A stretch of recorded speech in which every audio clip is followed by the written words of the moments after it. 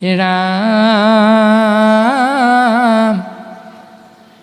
নিগ্ৰহীয়া কলিক ধৰ্মক ৰক্ষা কৰি জোৰাই লন্ত তপ শৌচ দায়া তিনি ভৰি পৃথিৱীকো কৰি লন্ত আশ্বাস নৃপতি নকৰিবা ভয় তুমি মাব সুমতি যাৱে থাকো মই মহাদুষ্টৰ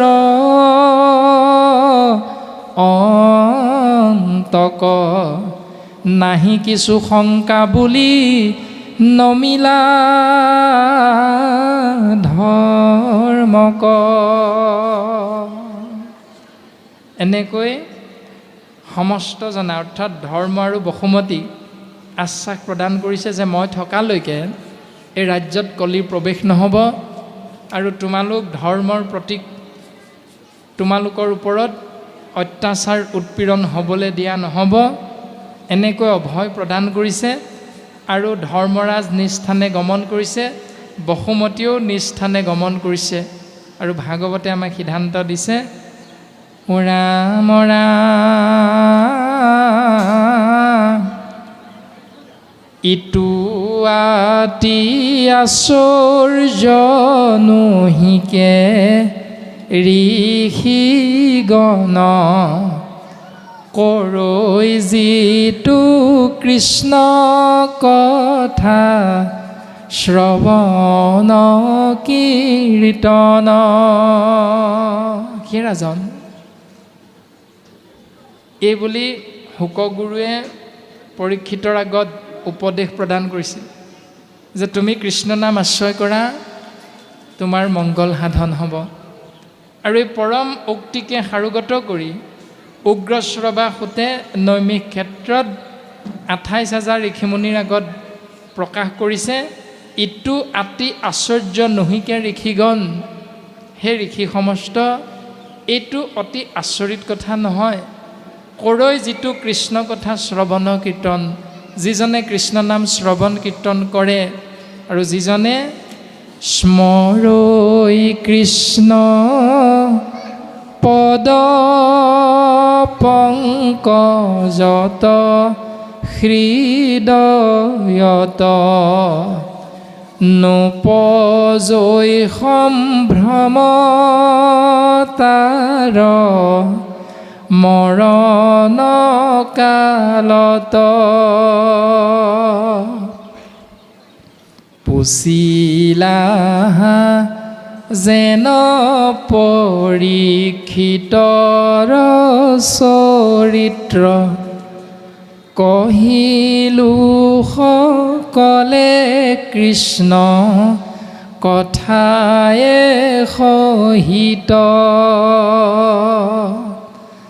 আউৰ তোমাখাত কিবা কহিবু বিস্তৰ এহি মাত্ৰ কৰ্তব্য জানিবা মনুষ্যৰ।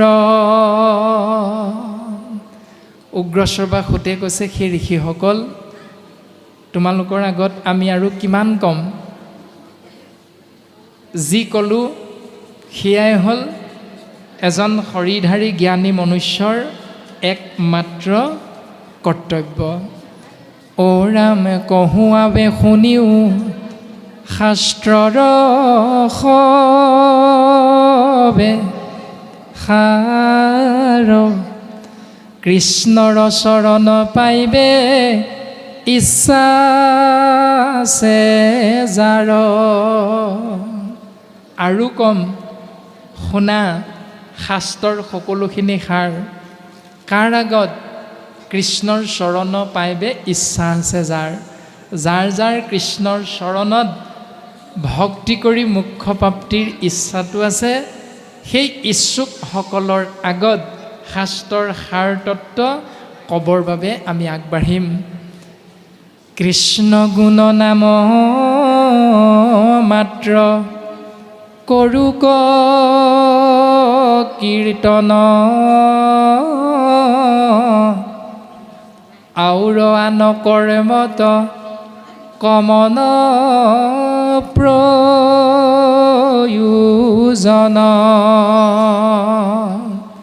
কৃষ্ণ গুণ নাম যশ শ্ৰৱণ কীৰ্তন যদি কৰা তেতিয়াহ'লে ঘোষা শাস্ত্ৰত মাধৱ গুৰুজনাই কৈছে সমস্ত বেদান্ত সাৰ মহাভাগৱত শাস্ত্ৰ ইহাৰ অমৃত ৰস পায় পৰম সন্তোষে পাণ কৰিলে যিজনে তাৰ অন্যত্ৰ ৰসত ৰতি নাই।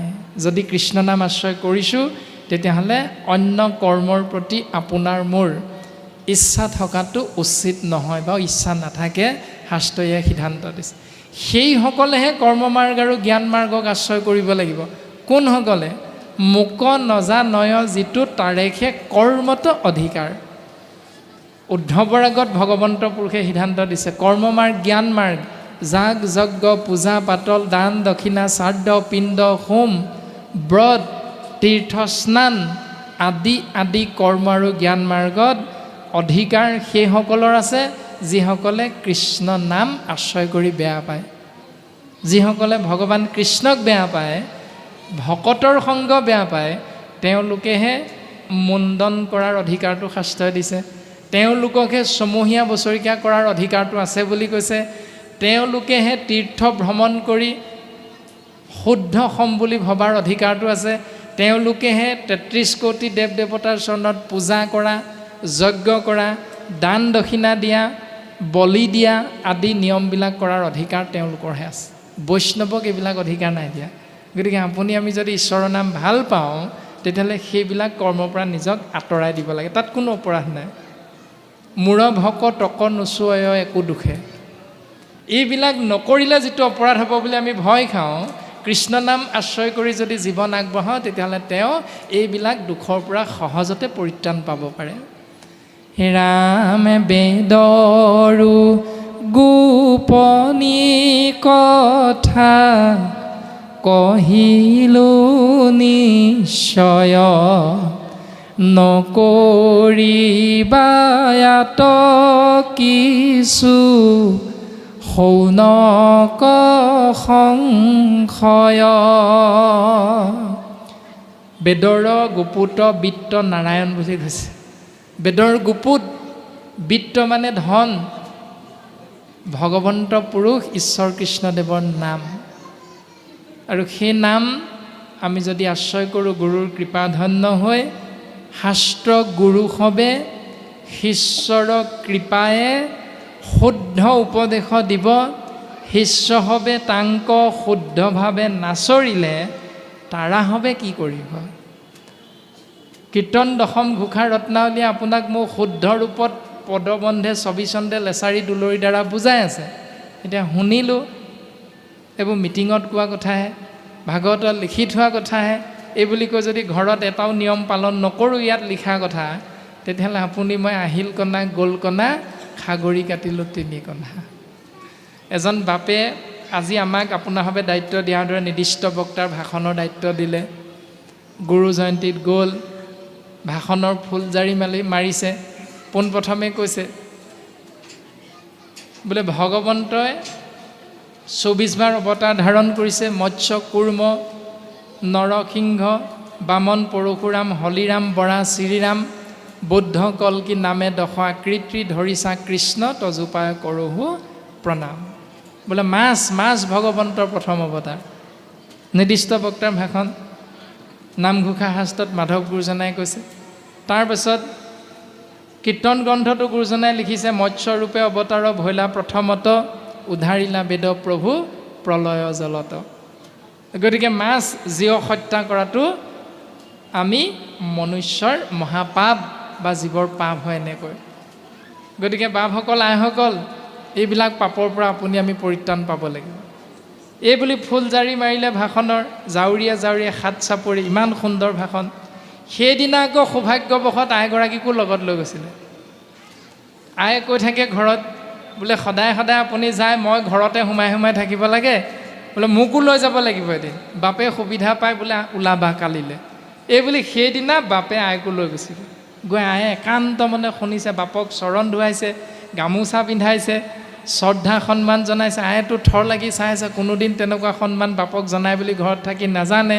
সেইদিনা দেখি একেবাৰে পৰম আনন্দিত, আচৰিত হৈছে, আমাৰ বাপজনক ইমান সম্বৰ্ধনা জনায়, ভকতে ইমান ভাল পায়, বাপে বৰ সুন্দৰকৈ কথাখিনি কয়, মই আজিহে বুজি পাইছোঁ। ঘৰত গৈ যেতিয়া ৰাতি সিদ্ধান্তমুঠি গ্ৰহণ কৰোঁতে বাপে কৈছে, হেৰা তুমি মোক কিবা এটা দিবলৈ পাহৰিছা। আয়ে সুধিছে কি? বোলে পুৱাতে যে মাগুৰ মাছৰ তৰকাৰীকণ দিছিলা, এতিয়া দেখোন নাই, ভাতৰ পাত্ৰৰ কাষত নাই মাগুৰ মাছৰ তৰকাৰীকণ। আয়ে কৈছোঁ, ৱা কিয় আপুনি? বোলে কি হ'ল? আপুনিয়ে ভাষণত ক'ব মাছ ভগৱন্তৰ প্ৰথম অৱতাৰ, গতিকে মাছ খোৱাটো মহাপাপ, গতিকে মই ৰাতিপুৱালৈকে নাজানিছিলোঁ এইটো কথা, সেইকাৰণে আপোনাৰ মুখেৰে জানি মাগুৰ মাছৰ তৰকাৰীকণ মই চোৱা পাতনিত পেলাই দিলোঁ। তেতিয়া বাপে কৈছে, তুমিও কম নহয় দে, বোলে কি? এইবোৰ মিটিঙত কোৱা কথাহে।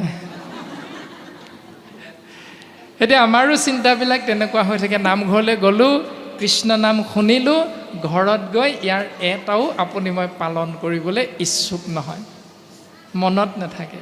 গতিকে তেনেকুৱা হ'লে নহ'ব। আমি যিকোনো প্ৰকাৰে অনুষ্ঠানলৈ গৈ, ভকতৰ সংগলৈ গৈ অন্ততঃ এটাও যদি ইয়াৰ পৰা লৈ যাওঁ আৰু সেইটোকে যদি সুদৃঢ় বিশ্বাসে পালন কৰোঁ, নিশ্চিত ৰূপত ভগৱন্ত তাতেই সন্তুষ্ট। কাৰণ গুৰুজনাই লিখিছে নহয়, কি দিয়া পুজিম প্ৰভু চৰণে মুৰাৰী, তোমাৰ সেৱাৰ বস্তু নাপালোঁ বিচাৰি। জল দি পুজিলোহেঁতেন মাছে বিতালিলে, দুগ্ধ দি পুজিলোহেঁতেন দামুৰিয়ে পিলে, পুষ্প দি পুজিলোহেঁতেন ভোমোৰাই চুহিলে। যেই বস্তু দেওঁ প্ৰভু সেই বস্তু চোৱা, তোমাৰ নামে তোমাক পুজিম গধূলিও পুৱা। ইমান সুন্দৰ দৰ্শন। কেৱল ঈশ্বৰক তেওঁৰ নামেৰে সেৱা কৰিলে ঈশ্বৰ সন্তুষ্ট। ধূপ বন্তি এইবিলাক একোটা প্ৰতীকহে মাত্ৰ। মিঠাতেল নাই ধূপ জ্বলাবলৈ, পাহৰি গ'লোঁ আনিবলৈ। ৰাতিপুৱা গোঁসাই ঘৰত সোমাই দেখিছোঁ তেলৰ বটলটো খালী, ধূপৰ পেকেটটো চাইছোঁ ধূপ খালী। কোনো কথা নাই, মন বেয়া কৰিব নালাগে, নামেৰে ঈশ্বৰক সেৱা কৰা। এইবিলাক জ্বলালে নাকত গোন্ধটো লাগে, মনটো অকণমান পবিত্ৰ লাগে। কিন্তু নামে যেতিয়ালৈকে অন্তৰ পবিত্ৰ কৰিব নোৱাৰে, ৰাম শব্দৰ অৰ্থত খুব সুন্দৰভাৱে মাধৱ গুৰুজনাই অন্তৰ পবিত্ৰ কৰাৰ দৰ্শন দিছে। ৰাম শব্দৰ ৰা পদ ভৈল প্ৰচণ্ড বহনি নিশ্চয়, ম বায়ু সমে অধৰ্ম অৰণ্য দহিয়া ভস্ম কৰে। কু কথা পাখণ্ড সম্বাদ বিবাদ পৰ্বত আতি নিষ্ঠুৰ, ৰাম কৃষ্ণ নাম বৰ্জক প্ৰহাৰী টাংক কৰা মখি মোৰ। এতিয়া আমি গুৰু সেৱা কৰাৰ পিছত আমাৰ স্বভাৱটো কি হয়? গুৰু গৃহৰ পৰা ওলাই আহিলোঁ, ওলাই আহি আইগৰাকীক চিঞৰোঁ, বোলে হয়নে হেৰা শুনিছানে? 3বাৰমান মাতি মাৰোঁ। আইগৰাকী ভিতৰৰ পৰা আহি চাদৰৰ আগটোৰে হাতখন মচি মচি বোলে কি হ'লনো ইমানকৈ চিঞৰি আছে? এতিয়া মোৰহে কি হ'ল? বোলে তো আকৌ আনকালে নিশ্চয়ৰে আজি চিঞৰিছে যে। আজি চিঞৰিবলৈ বাধ্য। বোলে কিয়? অথনিৰ পৰা পদূলিমুখত মাছ বেপাৰীটোৱে বেল দি আছিলে, শুনা নাই? বোলে আপুনি শুনিলে কেতিয়া? বোলে মই গুৰুগৃহত প্ৰাৰ্থনা কৰি থাকোঁতে শুনি আছোঁ। এতিয়া আপোনাৰ মোৰ স্বভাৱটো হ'ল তেনেকুৱা, কায় বাক্য মন এক কৰি ঈশ্বৰক সেৱা কৰিবলৈ গৈছে আৰু প্ৰাৰ্থনা গাই থাকোঁতে পদূলিমুখত মাছ বেপাৰী বেলটোলৈ মনটো গৈ আছে। পাৰ হৈ যাব নেকি, পাৰ হৈ যাব নেকি, আদি আদি চিন্তা। ৰাম সুতৰিষি সম্বাদ সত্ৰত যে ন ভৈল, 16 সপ্তদশ অধ্যায়ৰ কথা গৈল। প্ৰথম স্কন্ধ ইতিমধ্যে পদবন্ধত কোৱা হৈছিল 10ম অধ্যায়, মানে 10 নম্বৰ অধ্যায়, পদ পৰীক্ষিতৰ কলি নিগ্ৰহ। কিন্তু এতিয়া ক'লে সুতৰিষি সম্বাদ, উগ্ৰশ্ৰৱা সুত আৰু 28,000 ঋষিৰ লগত হোৱা আলোচনালৈকে 16 সপ্তদশ অধ্যায় শেষ হৈছে মূল সংস্কৃত ভাগৱতত। কিন্তু কৃপালু গুৰুজনে 10 নম্বৰ ভাগি স্কন্ধ পৰ্যন্ত সাৰ তত্ত্ব উদ্ধাৰ কৰি আনি শেষ কৰি দিছে। ইমান চমুকে দিছে। মাত্ৰ সাৰ তত্ত্বখিনি দি থৈ গৈছে আমাক। যিখিনি পালন নকৰিলেও হ'ব সেইখিনি গুৰুজনাই আঁতৰ কৰি দিছে সংস্কৃতৰ পৰা অসমীয়ালৈ অনুবাদ কৰোঁতে। আৰু সেইকাৰণে কোৱা হৈছে 16 সপ্তদশ অধ্যায়ৰ কথা গৈ ল। এইখিনিলৈকে প্ৰকৃততে হ'ব লাগিছিল 16 সপ্তদশ অধ্যায়, কিন্তু পদত লিখা আছে 10ম অধ্যায়। তাৰমানে গুৰুজনাই 10 নম্বৰটি অধ্যায়তে গোটেই 16 সপ্তদশ অধ্যায় সাৰ তত্ত্ব আনি মন্থন কৰি আমাৰ মংগলৰ বাবে কৃপা কৰি থৈ গৈছে। হে ৰাম শুনা সামাজিক লোক কৃষ্ণৰ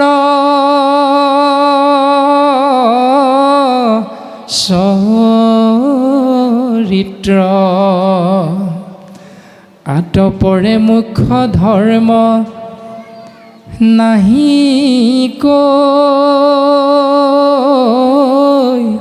কলিত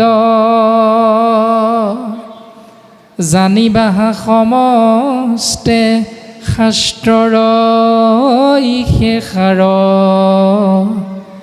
আতপৰে নাহি গতি কলিৰ প্ৰজাৰ